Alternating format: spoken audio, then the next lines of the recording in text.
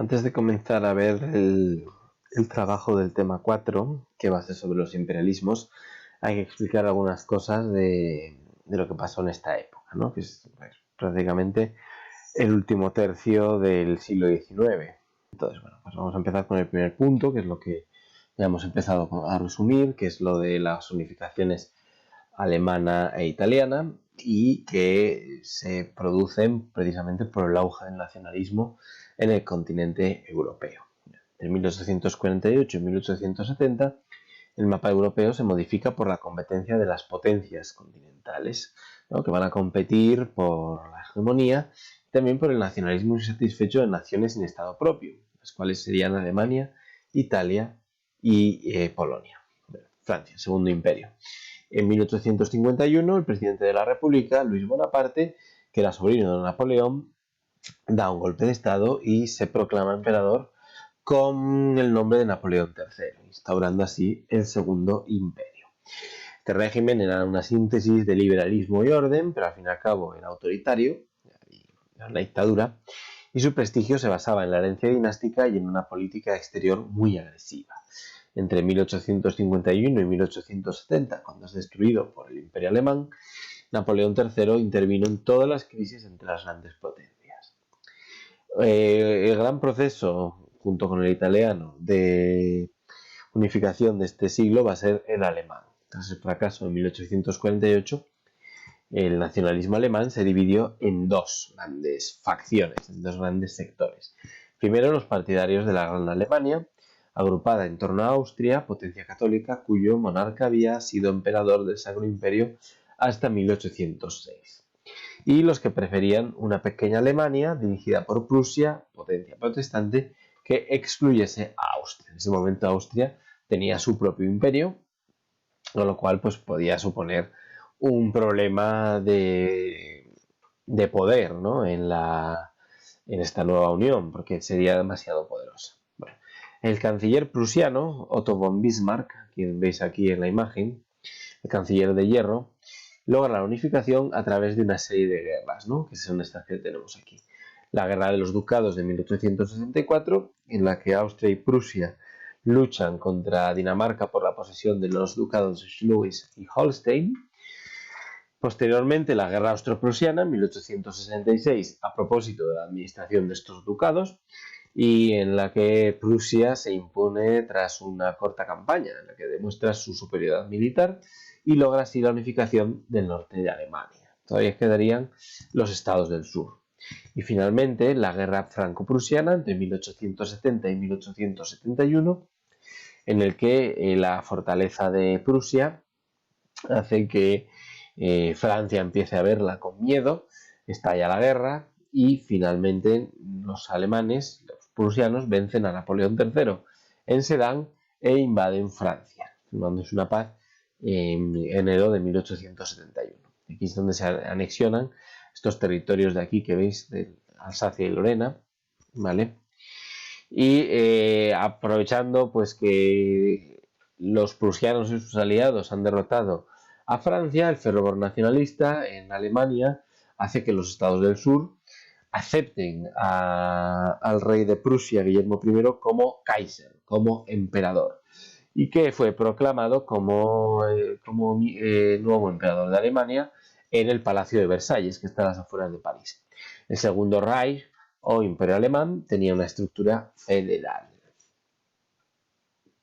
Bueno, la unificación italiana, en este caso, pues había factores que lo hacían todo más complicado, principalmente por la presencia de Austria en el noreste de la península itálica, ocupaba la zona de Lombardía y el Véneto, zonas muy ricas, y también la presencia de los estados pontificios en la zona central, lo que obligaba a los nacionalistas italianos a tener que enfrentarse al poder del mismísimo Papa. El estado que encauza este sentimiento nacionalista fue el Piamonte, cuyo monarca, Víctor Manuel II, era el rey de Cerdeña también. El protagonista de la unificación fue el primer ministro, Cavour, le veis aquí, y también pensadores como Mazzini y Garibaldi, que en este caso fue quien dirigió la mayor parte de las campañas militares. La etapa del proceso unificador italiano se divide primero en la anexión de Lombardía en 1859. Hay una guerra entre Piamonte contra Austria por el control de Lombardía y aquí va a participar Napoleón III ayudando a los italianos. Francia apoyando a Piamonte. ¿Y qué va a pedir Francia? Pues a cambio va a solicitar la entrega de Saboya, que veis aquí, y la zona de Niza, que siguen estando en manos francesas. Posteriormente se incorpora al Reino de las Dos Sicilias entre 1860 y 1861. Hay una insurrección nacionalista en los ducados de Parma, Módena y Toscana y en la Romaña papal. Se establecen varios plebiscitos, los veis aquí, estos son los estados en los que hacen los plebiscitos, que son referéndums, y aceptan unirse al Piamonte, ¿no? A este incipiente nuevo reino de Italia. Asimismo, pues hay una campaña militar de Garibaldi hacia el reino de las Dos Sicilias, que sería esta zona de aquí en azul, que ocupaba el sur de la península italiana y la isla de Sicilia, que bueno, está gobernado por la familia Borbón, son derrotados fácilmente y se anexiona toda esta zona de Italia al nuevo proyecto unificador. Y finalmente la incorporación de Roma y del Véneto. El Véneto se incorpora a Italia después de la derrota austriaca en la guerra contra Prusia, y finalmente la zona de los alrededores de Roma, que estaba en manos del Papa, que se va a anexionar después de la guerra franco-prusiana, cuando las tropas italianas entran en la ciudad aprovechando que las tropas francesas que protegían al Papa se retiraron a Francia por la guerra. Bueno, seguimos con esto, vamos a ver las grandes potencias europeas. El próximo día os explicaré también qué es el trabajo, ahora vais a tener que hacer un resumen de este punto, ¿vale? Del punto 2, las grandes potencias europeas. Esa va a ser la tarea de hoy. Y os lo digo ahora y no os lo pongo en Classroom precisamente para obligaros a ver el vídeo y que os fastidiéis, ¿vale? Bueno, y va a haber una serie de grandes potencias europeas que son las que van a jugar la liga de los grandes poderes imperiales. Y esto es especialmente interesante para el trabajo que vais a tener que hacer. Tras las unificaciones de Italia y Alemania, Europa sufre profundos cambios, ¿no?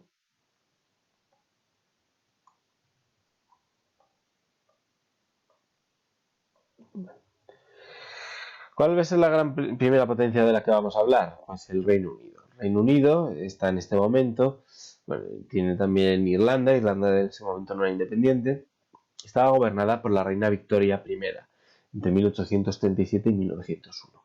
Esta Inglaterra victoriana ostenta la indiscutible hegemonía económica a nivel mundial y expande su enorme imperio por ultramar, hasta el punto de que controlan el 25% de la superficie terrestre del planeta, ¿vale? Tan solo encuentra competidores a finales del siglo XIX en Alemania o nuevas potencias extraeuropeas como Estados Unidos o Japón. Su sistema político se basaba en la alternancia entre el Partido Conservador y el Partido Liberal. Siguiente país, Alemania. El Imperio Alemán, lo veis aquí ya en color morado. Después de la unificación de Alemania, Alemania se transforma en una gran potencia.